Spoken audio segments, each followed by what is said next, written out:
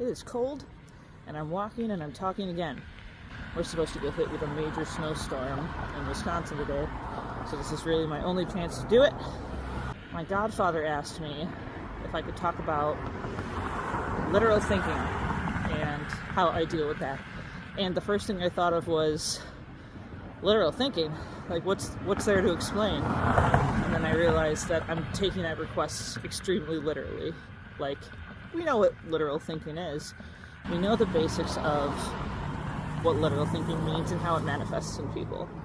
And the two things that I thought of when I decided to dig a little bit deeper into the topic are literal thinking with prioritization and memes, which are two very different things. So thinking about prioritization and literal thinking, requests that I then have to prioritize.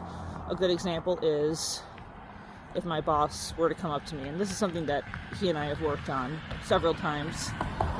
If he came up to me and said, I need you to do this task as soon as you can. There's a couple things that go on in my brain. First, the literal thinking. I need you. So he's like, this is a high priority item. I need you to do X as soon as you can. I would drop the current task I was doing, which I was somewhat invested in, and then I would start doing that task, and it would completely throw me off. You know, when you say this, what do you really mean?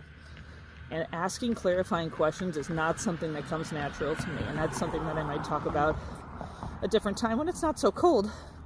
What they say is not necessarily what they mean, and asking those clarifying questions is important. What I really mean is when you're done with your current task, could you please do this because it's a high priority item for the day.